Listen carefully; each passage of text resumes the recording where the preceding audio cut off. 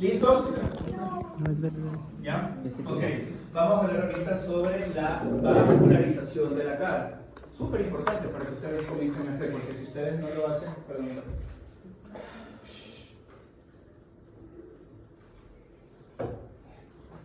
Ya. ¿Por qué es importante? Porque si no, ustedes comienzan a hacer esto como sin tener la conciencia, solamente no es de inyectar por inyectar, sino ustedes tienen que conocer qué consecuencias pueden haber. Ya conocemos que cuando se obstruye la vascularización, ¿qué ocurre en un tejido? Se isquemiza. Se isquemiza, y si un tejido, ¿qué pasa cuando se isquemiza? Se pone primero blanco, ¿verdad? Cuando eso se mantiene en el tiempo, se necrosa, se muere, y ahí es cuando comienzan a aparecer las necrosis de Crigg. Entonces es súper importante. Entonces vamos a hablar ahorita sobre la irrigación de la cara, que principalmente es una arteria principal. ¿Ya? Vamos a ir hablando despacito, poquito a poquito, para que ustedes vayan cachando. Entonces, primero, ¿qué son las arterias? ¿Quién me puede decir qué son las arterias? ¿Saben las capas de una arteria? ¿Ya? Eso es súper importante. Entonces, ¿qué son las arterias? Son principalmente formaciones de tejido conectivo, ¿verdad? Que lo que básicamente para lo que sirve una arteria es para transportar sangre. ¿Ya? Sangre oxigenada, porque las venas son las que me dan la desoxigenada. Entonces por aquí cruza la sangre y va a llevar todo el trayecto. Eso es principalmente. ¿Qué otra función tiene una arteria? Tiene una capa muscular que está aquí, que ustedes están viendo en la mitad, que eso va a servir para hacer vasoconstricción, vasodilatación. La vasoconstricción y la vasodilatación es importante porque esto es un mecanismo que ayuda a la presión arterial, a regularse, ¿ya? Y básicamente en la parte externa, ¿verdad? En la parte externa no va a estar solamente de un tejido, sino que va a estar rodeado por una capa que se llama adventicia. La capa adventicia es una especie de tejido conectivo que va a unir a estas arterias a otros órganos, músculos, a la piel, ya para que las arterias no anden por ahí, sino que se mantengan bien en una sola porción. Entonces, principalmente lo que ya les he dicho, conducir sangre, estas necesitan de una alta presión para que se pueda conducir porque no hay válvulas aquí. Son paredes gruesas en comparación a una vena tiene paredes muy delgadas. Una arteria tiene paredes bien gruesas, más que nada, ¿por qué? Para hacer este efecto de vasoconstricción, vasodilatación. Eso básicamente. Principalmente vamos a tener una capa más interna que es la túnica íntima. Es esto que ustedes están viendo aquí, ¿verdad? Entonces, esta tiene que ser lisa, más que nada para que no se vayan a formar trombos, tiene que ser lisa en su totalidad. Está conformada por un epitelio simple, plano, ¿ok? Va a tener una membrana basal, que es la que se va a unir a la capa muscular, y principalmente en la parte más externa está como amarillita que ustedes ven dentro de aquí. Este de ahí es tejido conectivo subendotelial, que eso es lo que le va a dar como la fuerza para que, si es que llega a haber algún tipo de lesión superficial, no se rompa la arteria. Es esto que está aquí y es lo que principalmente por aquí va a cruzar la sangre. Segunda capa es la capa media. Esta es la capa muscular, principalmente constituida por músculo liso, y es el que te da la capacidad de vasoconstricción, vasodilatación. El músculo liso no es como ¿cuál es la diferencia entre un músculo liso y músculo esquelético? Les pregunto. Que el músculo es involuntario. Es involuntario, está dado generalmente por el nervio vago. En cambio, los músculos esqueléticos, nosotros decimos quiero alzar esta mochila y los músculos se activan para poder hacerlo. Nosotros nunca podemos decirle a una arteria vasodilátate, vasoconstricte. No podemos, porque eso lo hace nuestro cuerpo interno, ¿ya? Entonces esta capa muscular es la que, gracias a esta, se hace vasoconstricción, vasodilatación, que es esta que está aquí en verde. Siguiente es la capa adventicia, que es esto que está aquí. ¿Por qué se llama capa adventicia? Porque alrededor vamos a tener una capa o un tejido conectivo más fuerte y fibroso que se llama el vasa vasorum, que es el que se va a unir a los diferentes órganos para que las arterias no estén dispersas por todos lados, sino que se quede en una misma zona. ¿Ya? Orígenes de la arteria carótida. Todo empieza desde la famosísima arteria carótida, que es esta que está aquí. No sé si ustedes se acuerdan, si les dieron fisiología cardíaca, pero cuando yo estoy hablando de la aorta no tiene tres porciones. Una aorta ascendente, que es la que está acá, tiene una tiene una porción como semicircular que se llama el callado de la aorta, y va a tener una aorta descendente. ¿Ya? ¿De dónde se va a originar todas las arterias carótidas que nosotros vamos a estudiar, principalmente la carótida externa? Del callado de la aorta. ¿Ya? Entonces, pero cuando nosotros hablamos de sus orígenes derecho o izquierdo, son muy diferentes. Ya les voy a explicar ahorita. Cuando nosotros estamos hablando, este de aquí es el callado de la aorta, y miren cómo aquí se hace una sola y aquí se hacen dos. ¿Ya? Es porque la parte derecha es muy diferente a la parte izquierda. Entonces, ¿qué pasa en la parte derecha? Es decir, del callado de la aorta, ¿verdad? De aquí, va a salir un tronco súper grande que se llama el tronco brachiocefálico. Y a partir del tronco brachiocefálico se va a dividir en esta que está aquí, que es la arteria subclavia derecha. Y vamos a tener esta, que esta es la carótida, que es la que nosotros vamos a estudiar. La subclavia no nos interesa porque eso está irrigando los brazos, nosotros no somos médicos. Punto. ¿Ya? Pero cuando estamos hablando del lado izquierdo, ahí está. Cuando estamos hablando subclavia y la carótida. Cuando estamos hablando del lado izquierdo, yo voy a tener que la subclavia izquierda sale directamente del callado de la aorta. Y la arteria carótida izquierda va a salir principalmente del callado de la aorta. Eso no pasa con el lado derecho, porque en el lado derecho primero hay un tronco brachiocefálico. ¿Ok? Ya, vamos a estudiar la aorta. Entonces, arteria carótida común. Ya sea cual sea, que sea izquierda, derecha y tal, lo que nos interesa es esta carótida común que está acá. Que vamos a ver que aproximadamente en el C4, es decir, en la vértebra C4, es donde va a comenzar su división en dos porciones. Y ya lo vamos a ver. Entonces, en la parte del C4 es donde hay esta bifurcación. Si ven que cuando va subiendo la arteria carótida, que es esta que está aquí, no hay ninguna rama que salga. Porque por la arteria carótida común no sale absolutamente nada. Cuando ya ocurre esta bifurcación, que son realmente las ramas terminales, son las que están acá atrás, arriba, ahí comienzan a salir todas las colaterales. ¿Ya? Entonces, arteria carótida común, hay una división ahí. Algo súper importante que va a pasar aquí es que ustedes pueden ver que esta porción es súper gordita, ¿verdad? Y aquí es donde se va a dividir en carótida interna porque se va por dentro del cráneo. Eso tampoco la vamos a estudiar porque esto no es irrigación, principalmente en el cerebro. Ya, lo que a nosotros nos interesa es la carótida externa, que es la que me va a dar a la cara, que es lo que nosotros vamos. Entonces, ustedes pueden ver, si se dan cuenta, que aquí hay como una especie de gordito. ¿Ya? Es porque en este gordito van a haber dos estructuras súper importantes. Más que nada para que entiendan que cuando un paciente se desmaya, no sé si han escuchado el masaje carótido, ¿ya? Que se da a partir del C4, que es en esta porción. ¿Por qué? Porque vamos a tener varios receptores. Ya vamos a ver ahorita. Carótida externa, carótida interna. Entonces, esto que está aquí, ustedes están viendo, ¿verdad? Son dos estructuras, que es el seno carotídeo. ¿Qué es el seno carotídeo? Es este gordito que se hace aquí, ¿verdad? ¿En qué nos ayuda el seno carotídeo? Es un presorreceptor. Es decir, que cuando yo tengo poca presión en esta zona o no tengo ningún estímulo, mi presión arterial está normalizada. Pero los presorreceptores o varoreceptores, que es lo mismo, principalmente se activan para aumentar la presión arterial. Y también voy a tener un nervio que está en esta zona de acá, ¿verdad? Que ese es el cuerpo carotídeo. Entonces, este de aquí es el seno carotídeo, el cuerpo carotídeo, que principalmente es quimiorreceptor. ¿Por qué es quimiorreceptor? Porque es el que le dice a esta zona de aquí, aumenta de presión o baja de presión cuando detecta niveles altos de oxígeno o altos de CO2. Entonces, si yo tengo, por ejemplo, una acidosis metabólica, que es cuando mi CO2 lo tengo al límite, esto se activa para drenar o que llegue más sangre a mis tejidos y eliminar completamente todo esto que está lleno de CO2. Eso se da en esta porción. Ahora, la arteria carótida externa, que es la que nos interesa. Y vamos a hablar ya de todas sus ramas.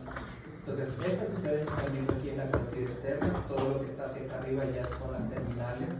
Pero todo esto que ustedes están viendo aquí abajo son las colaterales. Y vamos a ver cuál es la función, que está irrigando y tal.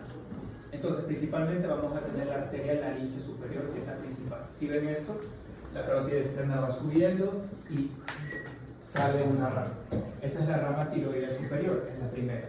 Entonces voy a tener de esta arteria, que es la colateral, voy a tener unas finales, ¿ya? Que es la arteria laringe superior, es decir, que está aquí, entra a la laringe y está irrigando toda la laringe, ¿verdad? Por arriba de esto que sí, de este cartílago que está aquí, que es el cartílago cricoides, ¿ya? Siguiente arteria, la esternomastoidea, que esta de aquí es esta chiquitita que se deriva, y esa va a estar irrigando a mi músculo esternocleidomastoideo. Segundo, voy a tener una rama cricotiroidea superior, que es esta que está acá. Luego vienen las glándulas, las ramas glandulares, que es la que va a estar inervando esta glándula, ¿cómo se llama? La tiroides, ¿verdad? Y luego voy a tener otra rama chiquitita, que es la rama infraioidea, que aquí no se la ve. Si nosotros vamos acá, miren, aquí está la rama infraioidea, ya que sale, por ejemplo, de esta zona de aquí. Está, ¿por qué se llama infraioidea? Porque está por debajo del hueso iliaco, ¿ya? Es esa que está ahí en rostro, ¿ya? Pero esta de aquí realmente es la primera rama que sale. Después se derivan las otras, pero en esta imagen de acá no se la ve, porque esto está por dentro. La infraioidea, aquí está el ioides, entonces esta se deriva de aquí, esta chiquitita que está aquí, ¿sí ven? Pero esta de aquí es la primera rama, y luego ya van a venir la laringe superior, la cricotiroidea, la glandular y la infraioidea, ¿ya? Y aquí está la infraioidea por debajo del ioides, ¿sí? Principalmente estoy irrigando todos los músculos inferiores que están en el cuerpo del ioides hacia abajo, ¿ya? Es esa que está ahí. Luego vamos a tener la arteria faríngea ascendente. Ya, la arteria faríngea ascendente, esta de aquí está en blanco porque esta ya la vimos. La arteria faríngea ascendente es esta que está aquí. ¿Por qué se llama faríngea? Porque está principalmente muy en relación a la faringe, que es todo esto, y ascendente porque sube, ¿ya? De la faringe ascendente es súper importante porque de ahí se desprende una arteria principal que está inervando al velo del paladar, que esa es una zona que nosotros también trabajamos. Entonces, y cuando va subiendo, esta arteria faríngea ascendente llega hacia diferentes agujeros que están acá y luego se hace una rama meningia para estar irrigando la meninge, que es esta capa que está envolviendo al cerebro, ¿ya? Luego la arteria lingual. En esta vista vamos a ver que se hace así chiquitita. ¿Por qué? Porque esto es interno. Esto es como que la parte más externa. Pero la arteria lingual es súper importante para que entiendan la irrigación de la lengua, si vamos a hacer fenilectomía y tal. Entonces, esta de aquí es irrigación de la lengua. Miren cómo sale de la carótida, y esta, si ven que se ve como una pequeña como concavidad, así como que está entrando, como que si fuera un ganchito. Miren el mismo ganchito que está aquí, ¿ya? Entonces entra desde la parte más posterior de la lengua, y aquí es donde se va a dividir en todas las otras ramas, que básicamente son la glándula supraioidea, que sale desde aquí abajo y está irrigando toda la parte superior del ioides, que es esto que está aquí, ¿ya? Esto es una vista no frontal, sino es lateral, ¿ya? Entonces sale por la carótida externa y sale la lingual, y la primera ramita que da es esta, que es la supraioidea, ¿ya? Luego vamos a tener otra que es la arteria dorsal de la lengua. ¿Por qué se llama dorsal de la lengua? Porque está como lo más posterior de la lengua, ¿sí?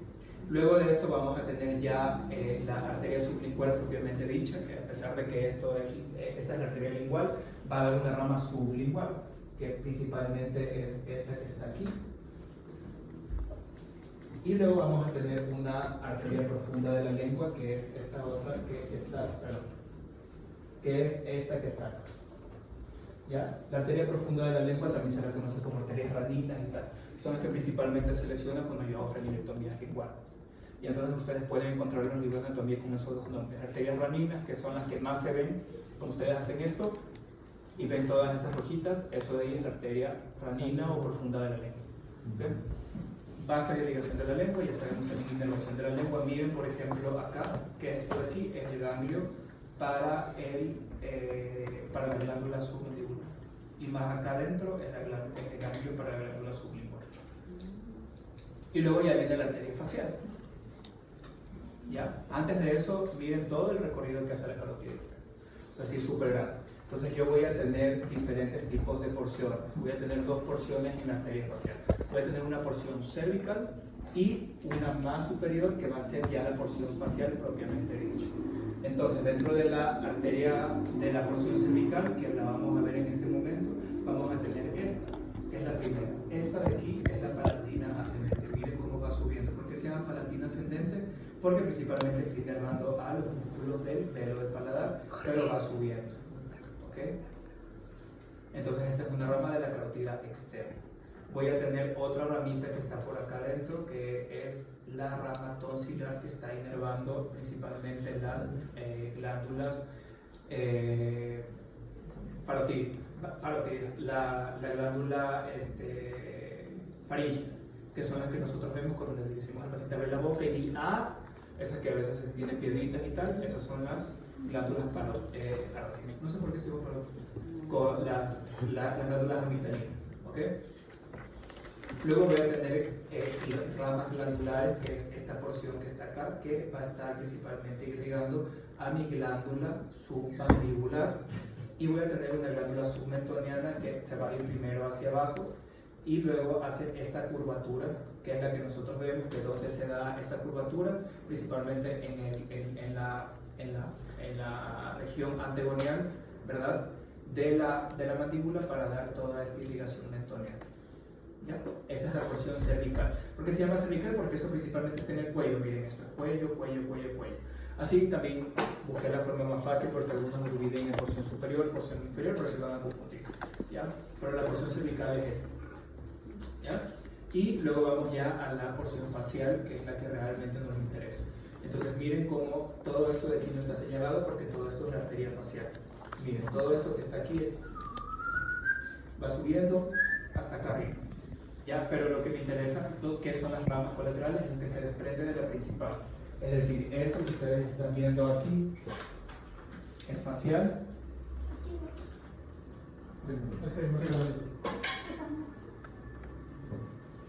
Lo que ustedes están viendo aquí, esto es facial,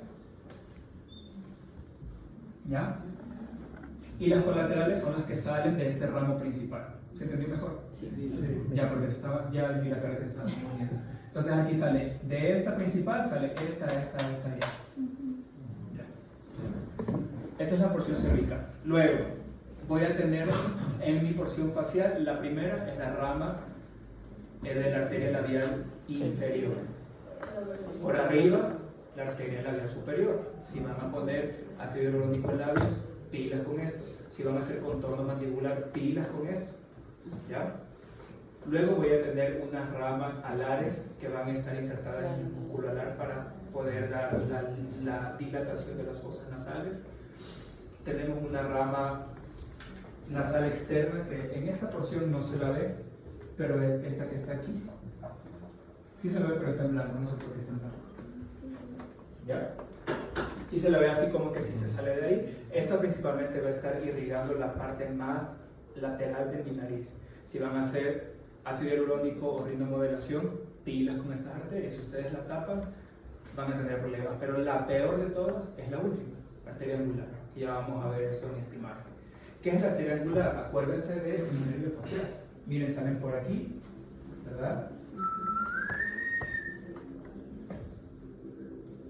Esta de aquí es la externa, alar. Y miren aquí cómo llega a esta zona. Esa es la angular. ¿Ya? ¿Por qué es importante la angular? Porque la angular se anastomosa con las otras ramas orbitales, que principalmente son del agujero del nervio trigémino. Entonces, si ustedes llegan a bloquear esta zona de aquí, por eso es que nunca se pone ácido hialurónico en esta zona, por miedo a esta arteria, ustedes van a estar tapando la irrigación del nervio facial y el nervio trigémino, porque es aquí cuando se anastomosa. Entonces, mucho cuidado con la arteria angular. Entonces, aquí otra vez vamos a recapitular arteria facial. Primero, arteria labial inferior, arteria labial superior, arteria alar externa, nasal externa, y la arteria angular, que es esta que está aquí. Y todo esto de aquí no está marcado porque esta es la arteria facial. Las otras son las colaterales. ¿Sí? ¿Sí cachan eso? Sí. Ya. Otra vez vamos a hablar sobre la arteria angular. Miren la arteria angular, ¿dónde está? Miren. ¿Cuál? Aquí.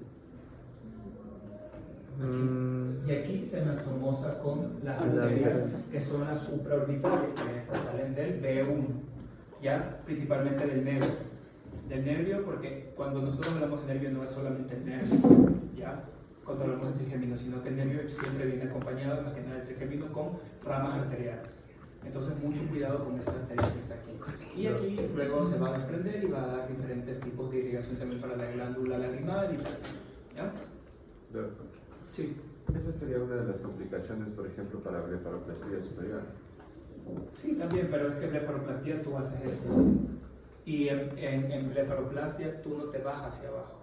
En blefaroplastia simplemente es piel, eliminas las bolsitas de grasa, que arriba hay 3, no, perdón, arriba hay 2 y abajo 3. Entonces, y luego suturas. Pero esto de aquí sí, porque tú para poner ácido hialurónico necesitas un plano óseo. Tiene que ser supraperióstico. Porque ¿qué pasa si que tú pones ácido hialurónico supraperióstico? Te va a quedar como una bola que se mueve. Entonces tu plano siempre va a ser óseo. ¿Y qué hay en el plano óseo? Muy cerquita, esto. Mira toda la irrigación del ojo. Entonces cuando vayan a hacer cualquier cosa acá, muchísimo cuidado. Pero, y en este semestre, por ejemplo, nosotros podemos incluir pacientes para la blefaroplastia superior. No, porque eso no lo hacemos. Ustedes como cirujanos orales, eso es campo de cirugía plástica. Ni siquiera yo como Maxi lo hago. Eso yo se los dejo a los plásticos, háganlo, les sale increíble, síganlo haciendo. ¿Ya? Entonces aquí, en esta bolita que está aquí, es cuando hay una anastomosis con la arteria oftálmica. ¿Ya? Entonces, pilas con esta zona que está aquí, cuando estamos haciendo rinomodelación. Y al final vamos a hablar ya sobre la arteria carótida, la arteria occipital, que miren esto de acá, se va hacia acá atrás. Y va a dar diferentes ramas, principalmente una rama esternomastoidea que va a estar irrigando al músculo esternomastoideo, que es principalmente un músculo del cuello. Vamos a tener un ramo descendente, que esto también está para los músculos del cuello. Vamos a tener una arteria meningia que va a ser interna, se va por dentro, y aquí se va hacia el cerebro para estar irrigando una gran parte de las meninges. Y la arteria occipital, que es toda esta que está acá atrás. ¿Ya? Y luego vamos a tener que de la carótida externa también se va a dar la arteria auricular posterior, que principalmente es esta chiquitita que está aquí, que ustedes no la están viendo, porque la auricular posterior es intracraneal, entonces nunca se la ve por fuera. Entonces esto sale de la arteria carótida externa y se va hacia dentro del cráneo para estar irrigando el tímpano. Y luego también vamos a tener de la auricular posterior una arteria articular, que es la que se va hacia la articulación temporomandibular. Entonces la articulación temporomandibular recibe también irrigación de la carótida externa. ¿A través de qué rama? De la arteria auricular posterior. ¿Ya? Que es básicamente esta que se mete y también da rama.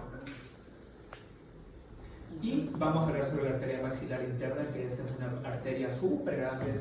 Es una arteria que principalmente nos confunde mucho a la hora de exponerla y de aprenderla, ¿ya? Así que, de verdad que me saca la madre si ustedes positivos. O sea, ustedes no saben las horas que me demoran haciendo esto, ¿ya? Para que ustedes puedan entender todo. Entonces ya depende de ustedes que estudien.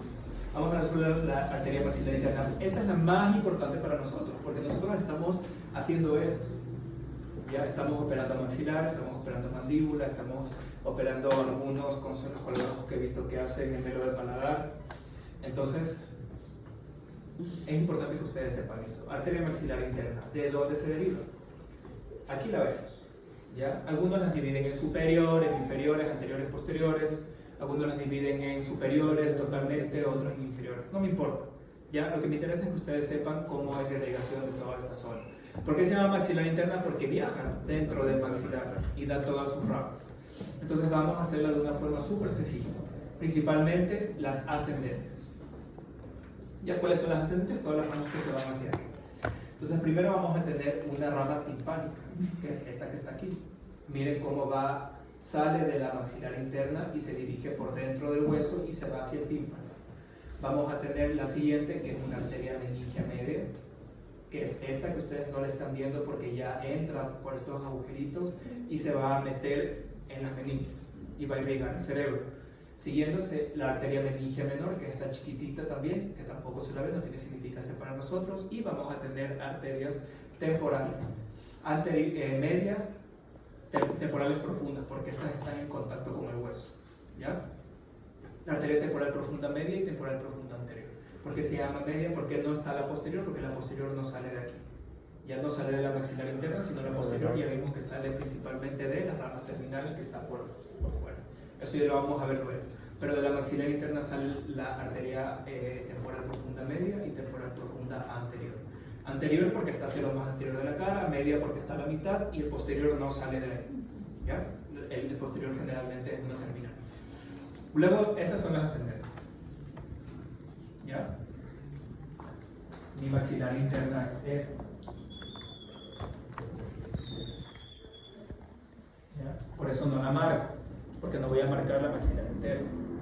Porque de la maxilar interna ahí estamos hablando, pero de esta arteria, miren cómo se deriva esta, que es la timpánica, meningia media, meningia menor, temporal profunda media, temporal profunda anterior. ¿Ya? Siguiente. Las descendentes. ¿Por qué se llaman descendentes? Porque van hacia abajo. ¿Ok? Entonces, ¿cuáles son las descendentes? Miren, dentario inferior nos involucra, por supuesto, estamos haciendo cirugía. Cuando estamos en la zona más posterior, haciendo terceros molares inferiores y no sangra, es por esta arteria. Sangra un montón. ¿Ya? Pero miren que es chiquitita. Entonces, de esta arteria dentaria inferior, que es esta que es de aquí, van a salir dos ramas. Va a salir la rama miloidea, miren cómo se deriva de aquí antes de que entre al agujero mandibular, que está por la espina de Spiggs, en la cara interna de la mandíbula, bla bla bla, ya se lo saben. Miren cómo antes de meterse al agujero ya se divide en una rama miloidea que está irrigando al músculo miloideo, que es el músculo piso de boca. Y luego va a salir, esto ya se lo saben de memoria, la arteria mentoneal. ¿Ya? Es decir, viene por acá y así también va a dar otras ramas, va a dar unas ramas alveolares, dentarias inferiores y tal. Ya principalmente esta de aquí, esta es la dentaria inferior y estas de acá son las alveolares y miloidea. Vamos a tener también una arteria chiquitita, esta es la miloidea que ya les había dicho, mentoneal. Voy a tener esta chiquitita que ustedes están viendo aquí, miren cómo aparece, que esta es la rama maceterina. ¿Por qué maceterina? Porque aquí está el músculo del macetero. Y esta arterita de aquí viene y se mete y está irrigando todo el músculo del macetero hacia abajo para que luego hagan astomosis con el pterigoideo interno que está formando la cincha pterigomaceterina en la parte de abajo. Eso sí, creo que lo saben. ¿Ya? Luego vamos a tener las pterigoideas, que está principalmente irrigando a estos músculos que son los pterigoides, ¿verdad? Luego vamos a tener ya la parte bucal, que es esta que está aquí, pero está cortada. Y luego tenemos la arteria palatina descendente, porque hay dos arterias, palatina ascendente, porque hay palatina descendente. ¿Ya? Acuérdense que la arteria palatina ascendente es del facial, la descendente es de la maxilar interna. ¿Ya? Esas son preguntas que siempre se confunden y siempre yo hago. Entonces, por si acaso, ¿ya?